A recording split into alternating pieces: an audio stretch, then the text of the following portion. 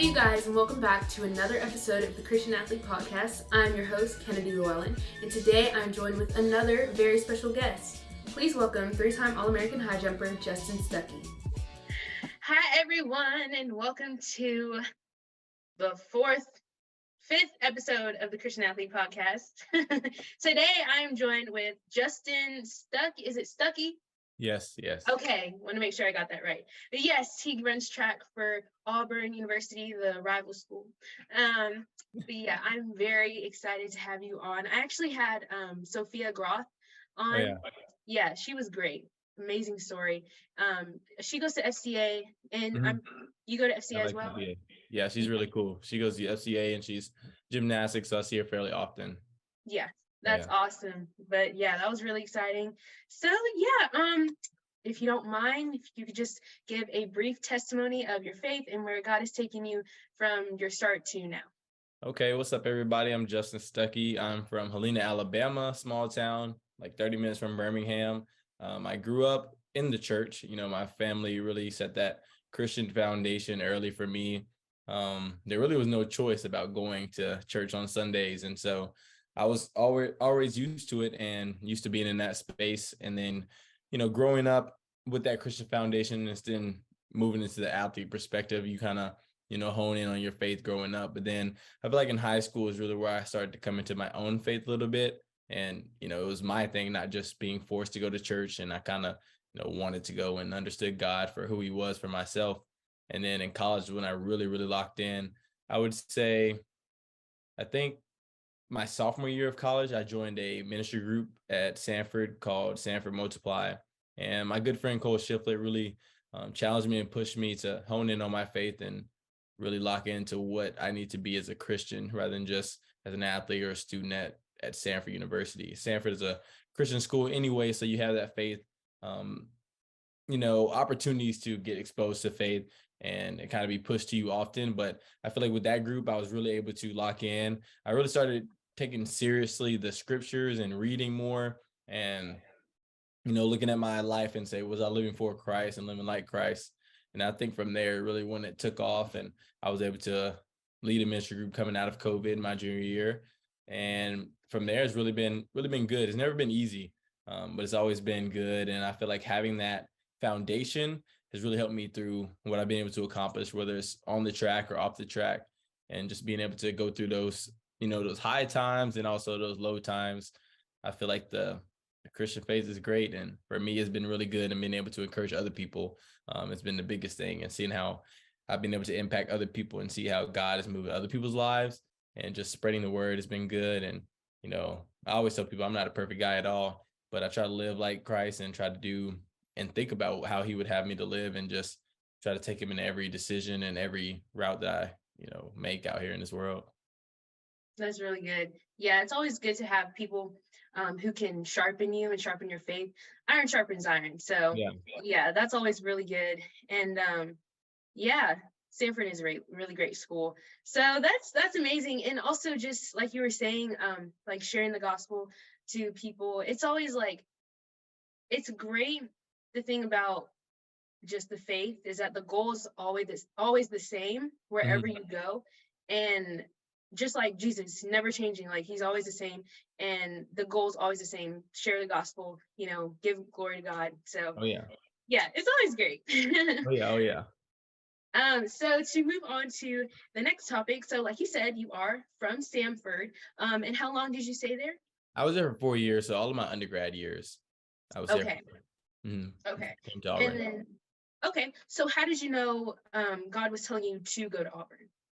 I feel like, you know, somebody asked me that the other day, why'd you go to Auburn? I feel like for a while, like even like being at Sanford, I try to get out of Sanford a lot, you know, and try to do my own thing rather than God's plan. I feel like when I kind of locked in on his plan for me and accepted his plan, Sanford was what I needed. I need to be there in that space. And then I feel like when I really submitted myself fully to his plan, all the stuff that I wanted came later. I just wasn't ready for it at the time. So coming out of Sanford, you know, I graduated my degree.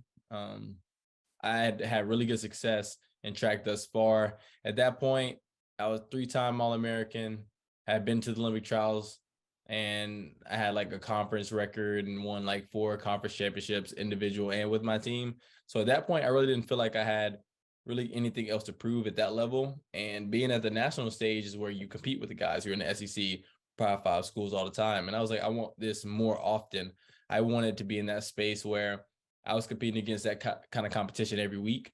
And then on the flip side, on the educational side, I can get my master's and get it paid for. So I was like, okay, I can really look at this as an opportunity to, get everything I ever wanted on the track side, as far as, that being in that space, and my education could get paid for, and new school, new experience. I wanted to do something new. Sanford's always home, and everybody knows that. Like I'm a dog for life. I love Sanford. I just felt like it was time for me to, see what else is out there. And if I didn't make that move, I feel like I wouldn't have done a lot of things, like even with my podcast or meeting the friends I've been able to meet while I'm here. And I feel like, it's just always room to grow and new spaces, new places. So, yeah. That's so cool. It's funny that you say that had you not made that move and like been at Sanford and then came to Auburn, you wouldn't have been able to do the things that you could do. That's so cool how God just like uses times and moments in life where it's like, I don't know what I'm doing here. I just don't understand the reason for the season, right? And then he takes you out of it and elevates you, and you're just like, oh, that's why I went through this. That's why I had that. That's the same way I feel with like how I was on the track team here my freshman year, and then I left, and then I had that thought from God that was like, oh, you should start a podcast. And I was like, ooh, I should start a podcast. And then now I'm out here interviewing people like you, Christian athletes. So it's just such a great story. And yeah, that's so cool though. And I have to ask, what was it like competing at the Olympic trials and just like the atmosphere? The atmosphere itself was great. I'm still gonna say this until I get back out there and, redeem myself. I didn't do well, but the space was great. I was telling somebody literally like 2 days ago, that year for me was one that was just like so much learning experience, like a lot of highs, very few lows. And so it was stuff where I didn't even have those goals, and I was just living, something new, and just, just going with the flow. Everything was new. I was doing something new, experiencing something new. I got to see how pros prepared themselves, how people were doing this for a lifestyle. This wasn't just a hobby to people. A lot of the people there weren't collegiate athletes. It was things where they were able to hone in on their craft. And I was like looking at how I could prepare myself and learn to be the best athlete I can be at that point. And it was great going out to Oregon and, being out there in that space with all the top athletes in the country at that time, fighting for an Olympic spot. I was just happy to be there, to be honest. Yeah. I really wish I had done better, because it was a definitely hard pill to swallow with the performance wise, but it was also a blessing to look at, because I was not at that level at the beginning of the season in January. Then when I got to June, the end of June, I was one of the top ones in the country, and I was a junior in college. So it was cool. Yeah, that's super I'm on an cool. interview. Hold on. Yeah, no, that's really cool. Yeah, I mean, even watching it on TV, just how they went from the old Hayward Field to Oregon's track, I'm just like, that's got to just be a huge like mental shift. I never went to the old Hayward Field Stadium. I just remember, like, honestly, I'm not gonna lie, with track where I didn't even know what Hayward Field was, to be honest. Like, I didn't know about all of that, but I remember seeing like they were upgrading at the new facility, and I was like, man, this facility is like gonna be great. And so I had qualified for nationals like 2 weeks before that, so I got to go in there for the first time it was open, like for a national meet. And that one, I definitely was nervous walking out of that stadium. Like, I've never walked out of a stadium to compete, and then that type of environment, it was crazy. Now the trials was way more people. I felt like a different environment, but I wasn't nervous really for that one, like I was nationals the first time. That's why I was kicking myself that I did bad, because I was like, man, I wasn't even nervous this time. But it was definitely a crazy, like, that facility place is ridiculous. And then it had like an athlete only section, especially like during the trials. Like having the pass was like crazy. Like I was in there like Sydney McLaughlin and like all like the top tier people. So like it was crazy. That's so cool. Oh my goodness. I wish I could do that, or just I don't even know. Yeah, that's amazing though. I love that.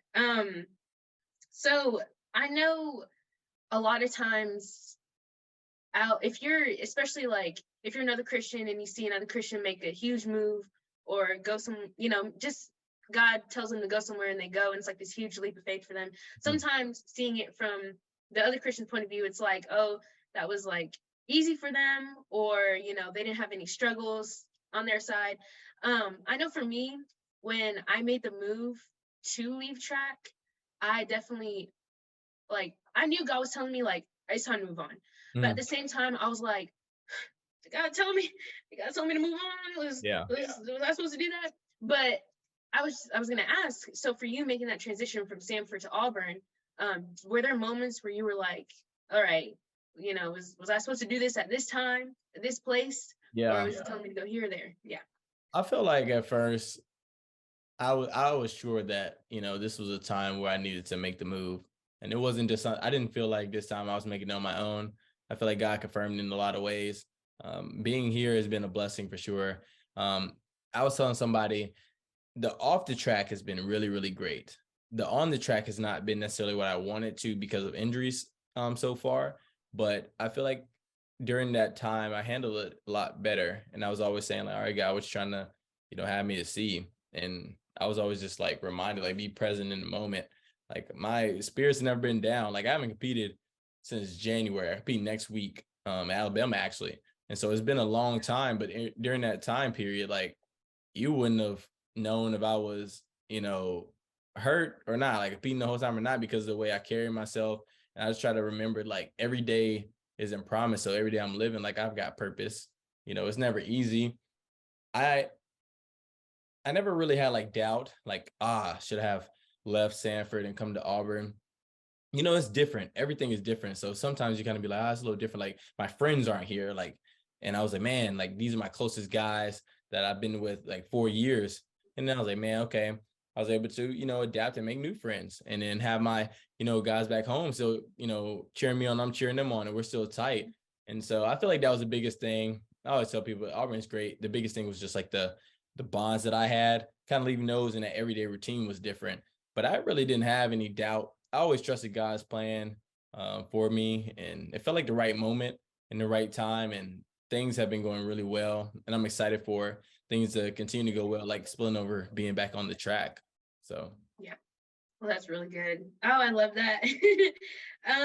So have you seen God move in this track season that you're in? Which I know y'all just went from indoors to outdoors. So how have you seen him move?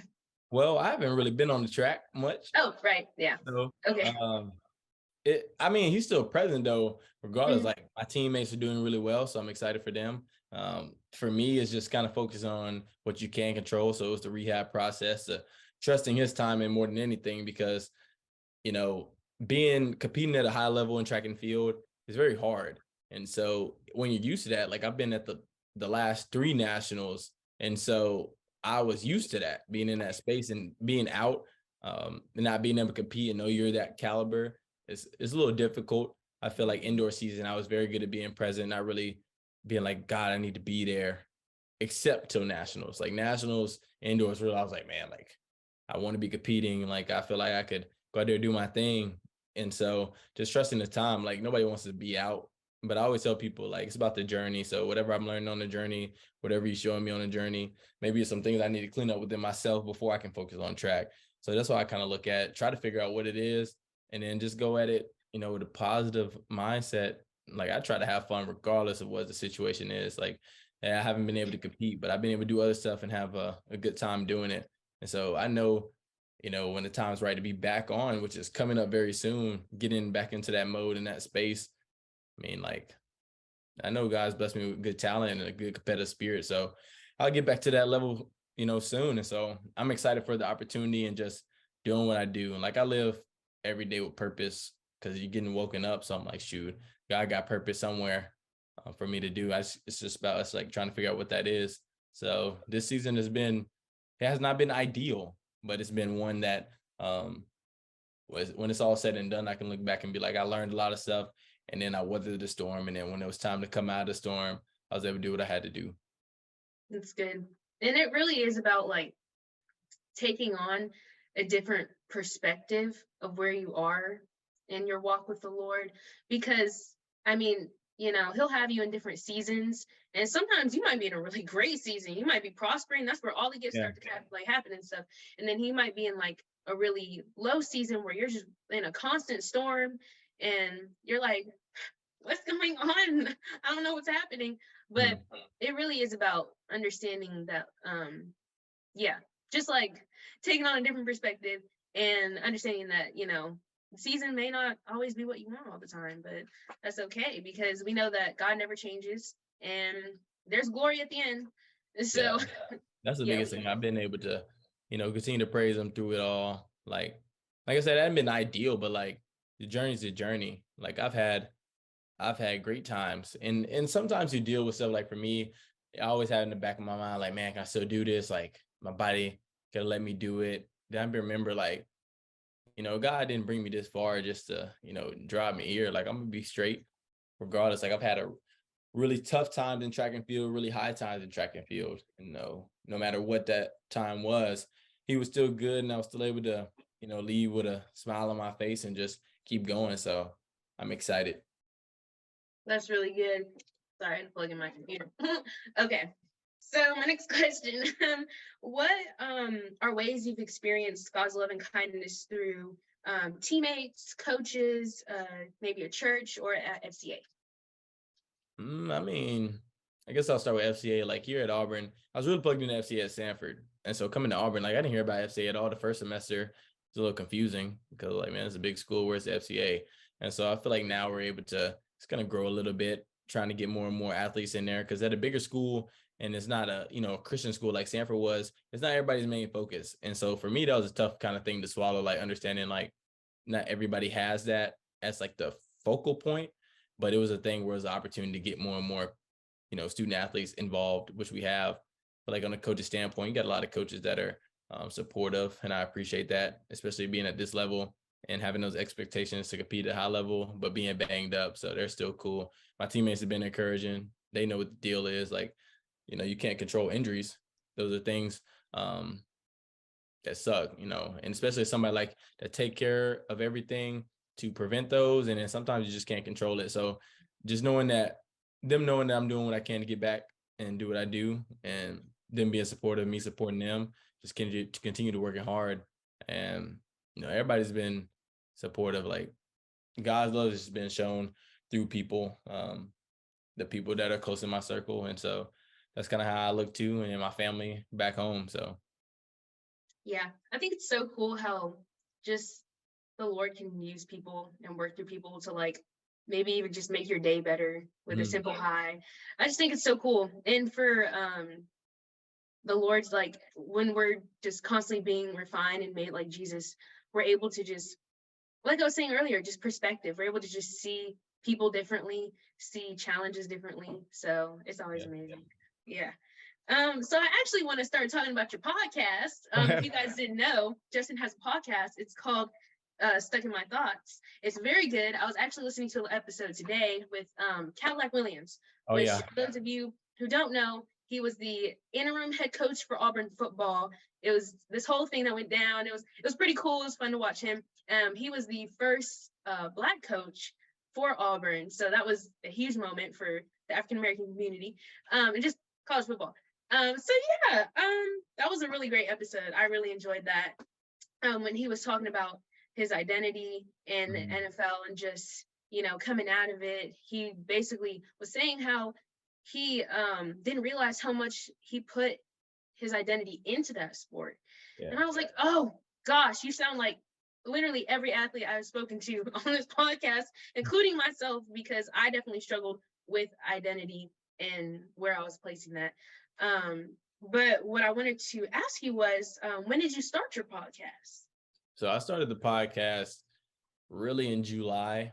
I had been seeing I Am Athlete and the Pivot doing their stuff, and I was like, man, these are interesting. I caught myself watching a lot. And then there was these guys back home that played basketball at UAB, and they started one. And then I think that's really when it sparked that I knew people that were doing it. And I was like, okay, I can do this. And then my goal is to be a broadcaster or analyst on ESPN. And so I talked to one of the ESPN reporters that I know, and she was like, it'd be a good way to create leverage. So I just started in July, and I was flying out of Atlanta to go to St. Louis. And one of my friends, Montreal Washington, had just got drafted by the Broncos. And so I was like, hey, dude, I'm in, Atlanta. Do you want to be like the first guest? And I had no idea what I was doing. Like, I had done some research and I had a pretty good, like, I knew what to do, but I had never done it before. And then from there, I just kind of kept going. And then the biggest thing for me was just reaching out to people, learning more, doing, all I could to get guests, getting advice. My good friend Anaya Jones really helped me out a lot. She goes to Illinois. And so from there, I just kind of kept going, and then things lined up into place, and God allowed, me to get in the same space as certain people and just take off. And it's been going good. I actually filmed the episode like 2:00 today. So that's amazing. I've also seen the actual like video of you speaking with your guests, and your whole setup is super cool. Like, you have it in their office. I think with Cadillac, y'all were in the weight room, weren't you? Yeah, we're at the new football facility weight room. Well, that's super cool. I love that. Hopefully one day I can get to that. But yeah, I like Zoom. It's cool. So what kind of impact have you seen from your podcast? Like, have you seen it really impact how other athletes or even just anyone else have like, I think overall people do enjoy the podcast. I try to bring a different perspective that they won't hear anywhere else. I feel like that specific thing you talked about with the identity, like for a short clip, that's been my most viewed one. I think it's approaching like 19K views on it. Just talking about like him being at a, NFL level and being there for that many years and being a star like his whole life. And when he was done, you didn't really know what to do. And I feel like a lot of athletes struggle with that. Like for me, when I first heard the identity, don't put your identity in the sport thing, I used to think people were so weak with that mindset. I was like, bro, what are you talking about? Because all the things that they were saying made it sound like they didn't care about being, the best they could be. They didn't care about, achieving something. And I didn't really like that perspective at first, but it took me a little while to get more mature, understand what they meant. And like, you're not just an athlete, your identity is in Christ. Like, no matter you're doing great, no matter you're doing bad, like, don't let that affect you. Like, obviously you're going to get upset if you don't do great. Obviously you're going to be excited if you do well, but understanding like, no matter what, you're still a Christian, you're still, living for the Lord, and everything's going to be fine regardless. And I feel like for me, I was able to take on that perspective and that mindset better. Cause somebody told me one time, it was like, how many of you guys, it was like, everybody wants to give God the praise when you do good, like glory to God, all this and that. But like, how many of y'all do that when you failed? And so for me, I started thinking about that a lot, and like keeping my head up, literally keeping my head up and just like thanking them. And I remember like I think it was the trials, 2 instances. Once at the trials, like I know how to do the trials, and that was crazy. Like, that was the highest I've ever had to start, which was different, but I still didn't make it. And so immediately I wanted to like go down, but I was just like, thank you, God, for like letting me be here. And then indoor season last year, I finished 3rd in the country, and my goal was to win it like at home. It was in Birmingham. And I remember like, I literally have a picture of me like leaving my coach and like pointing up and saying like, thank you. Like, even though I didn't like achieve my goal, just understanding like he's still good regardless, and like he's brought me this far, Yeah, that's really good. Definitely trying to, I feel like, giving God the glory, like you said, is just, it's easy when everything's going good. When you're on the top of that mountain, you're like, hey, and then you get back down, it's like, oh, I don't know about this. You start to really ask yourself, like, do I really want to keep going? Like, so I kind of just want to sit here and get sad. But yeah, definitely giving God the praise in those low moments it's definitely really important. That's where you strengthen your faith. That's where the perseverance builds. And what is it? James 1:2-3. Consider it pure joy, as my brothers and sisters, when you go through hard trials. That's where your perseverance is like at work, and need to endure through this. And yeah, I'm trying to remember the whole verse.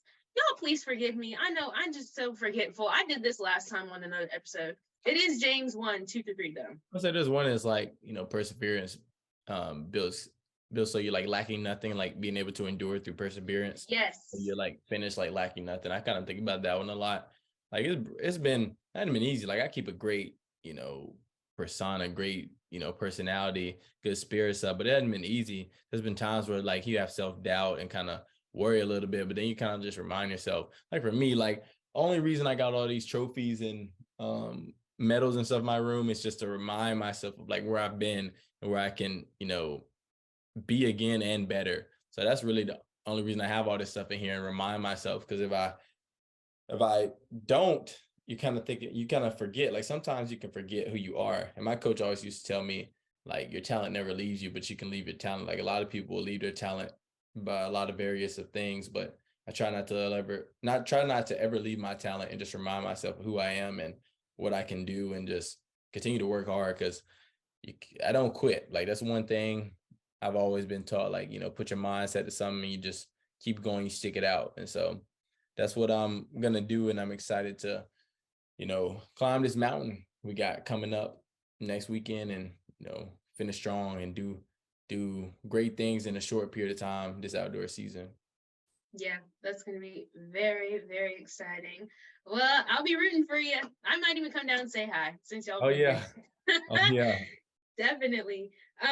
So listening to your guests speak about their stories, how has it changed the way you see them? And I'm gonna point out one person in particular, your head coach, Leroy. Yes, Leroy Burrell. Yes. So how has it changed the way you see him from before you interviewed him to now after interviewing him? I feel like me and Coach Burrell have gotten a really good, relationship together so far since we've been here. It's been like 8 or 9 months. At first it was a little different. Everybody's new, introducing yourselves and things like that, and kind of learning the people. I feel like when I got her, that's when me and Coach Burrell's relationship really started growing together. I knew a little bit about his story just from what you heard. We have conversations like what you see on the podcast more and more now, just sitting down at practice and talking. I feel like it got a little bit deeper when we talked about his son and those experiences. But, it just kind of reassures you the way Coach Burrell is. He has a high standard for himself and the people that he's around every day. He's honest. That's what I like about Coach Burrell. He's a straight shooter. And, he's been through a lot, whether it's great times or bad times, but he's always going to shoot you straight. And he's a man of faith too. So that's the biggest thing I enjoy about Coach Burrell. He kind of takes everything back to that and understands like he wouldn't be where he was or where he is without God. And so I kind of, you just gain more respect. If anything, I've learned after the episode, just more and more respect for Coach and the things that he's, employing to us every day. Yeah, it's always nice having a coach who thinks of the person before the athlete, and you can really bond with and be vulnerable with. I feel like being vulnerable with your coaches is something that's like, oh, don't do that. You're just here to, run on the track, just, but it's always nice having a family man and a faith man. So you can, he's definitely got his family and stuff. I just think he relates, like he's been to where I'm trying to get. So he knows that, and he's able to give a lot of wisdom and encouragement and just real life truths, Yeah, that's super cool. I love that for you. So just to kind of close out the podcast, so thinking about how far you've come in your faith, what do you think were the biggest lessons God has taught you or is still teaching you? Biggest lesson is definitely just trust his plan. Like no matter what stage of my faith I was in, that's always been the biggest thing. Trusting his plan, not really questioning, because a lot of times it is like we want to question. And like for me, I'm like, man, like this specific interest, like why have I been able to compete? Like I came here, and I always know I didn't come here just to compete. Like I knew I was going to be able to do other things and learn other lessons and make an impact in other spaces. I'm like, man, track's a big thing of why I'm here. Like it's literally paying for my school. That's what I want to do. Why haven't I been able to do it? And so not questioning, trusting his timing. At a bigger school like this, there's a lot more, temptations and negatives that can come into play as well. So being able to dodge those things and stay locked in on him, because it's easy to get off course at like a major school like this. And so I feel like it's been good for me to really see, okay, what's important to me. Like I didn't have my small group anymore. I was leading like I did my boys at Sanford. So I had to find something new. I didn't go to my church that I grew up in since I was a kid coming here. So I got to find something new. So that was the biggest adjustment. Like, what was I going to prioritize? And I feel like everything, they say it's not a testimony without a test.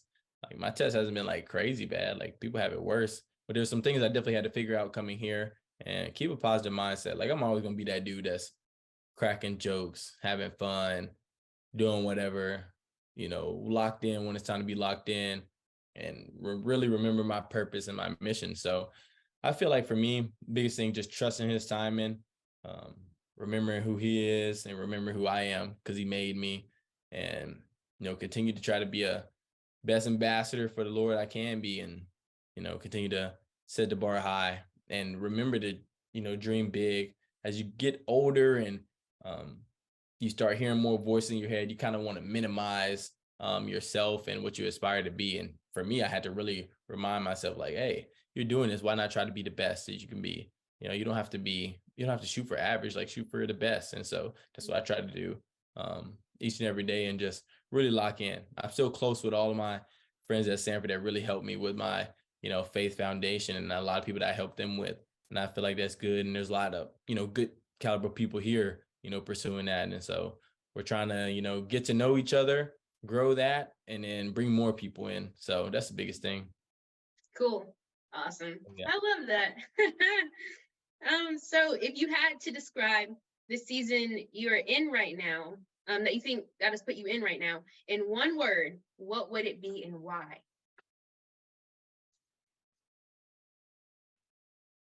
The season that I'm in right now, one word. Oh, let's see. Prepared. I'd say prepared, because like now I'm on the back end of like the injury and things like that. So prepared, like that doesn't mean I'm necessarily going into next week 100% body wise and all this here, but I'm prepared. I'm ready to go. Like it's been a minute, but like he's gonna be with me.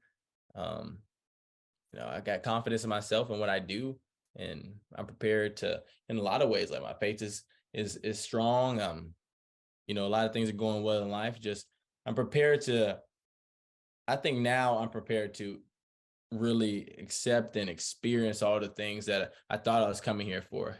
That includes track, that includes off the track, school, everything. So, now with the podcast too, there's a lot of things that I have going on, but I feel like I'm more and more prepared to handle them. Because a lot of people be like, man, how do you do so much stuff? Like you got a lot of stuff to do.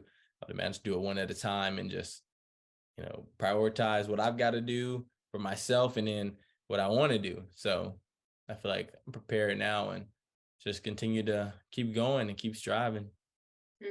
That's super cool. I feel like, honestly, in some way, shape, or form, I feel like that's the kind of like season that God always has us in for the most part. Just staying prepared.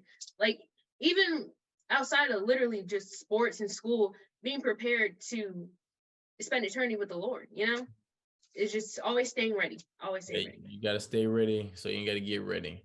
That's the biggest thing. I'm trying to be locked in. So I pray he don't call me home for many, many, many moons. But when he do, I want to be ready so I can spend that with him, not the other way around.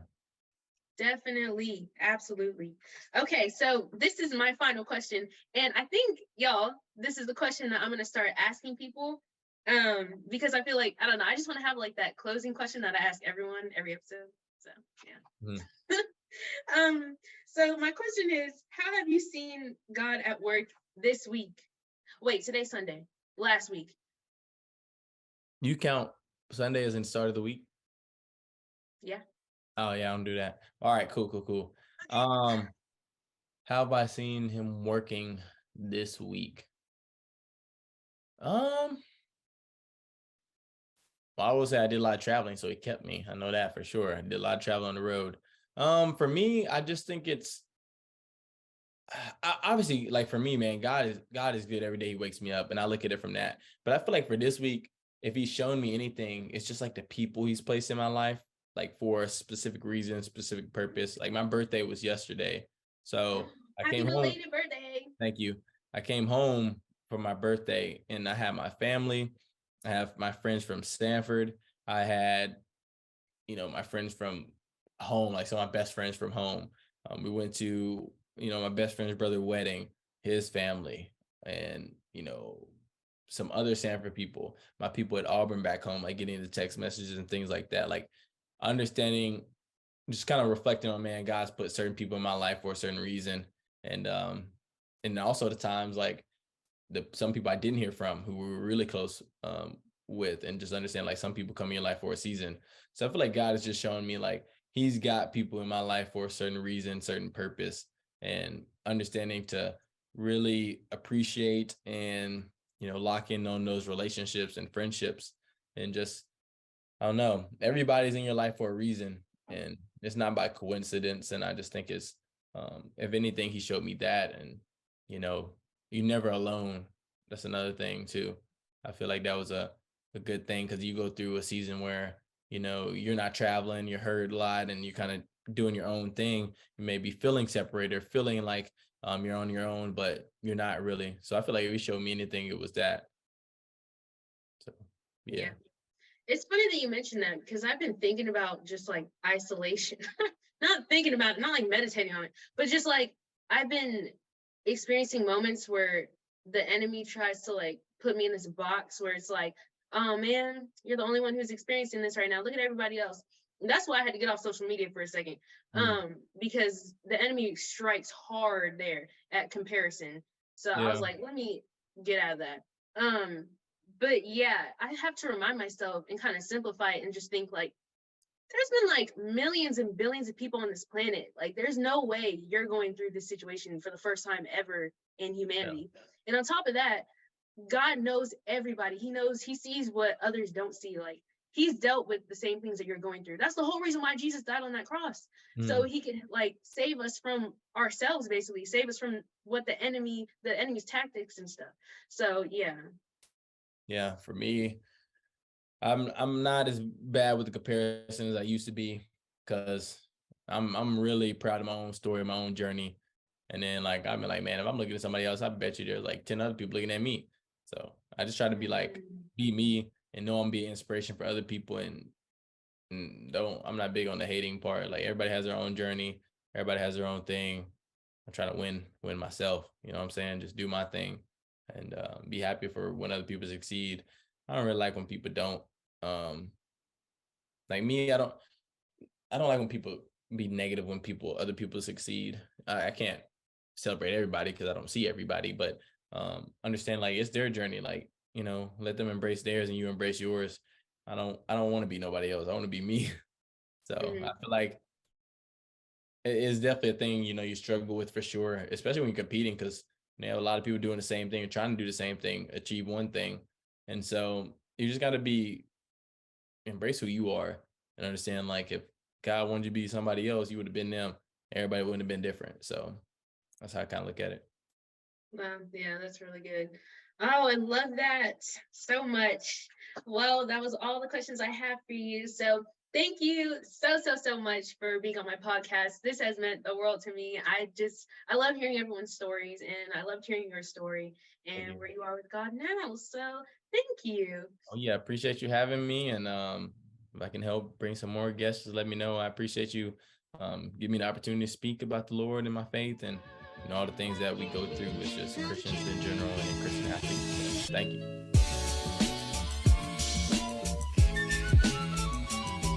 I hope you all enjoyed this episode and hearing Justin's amazing story of faith and perseverance.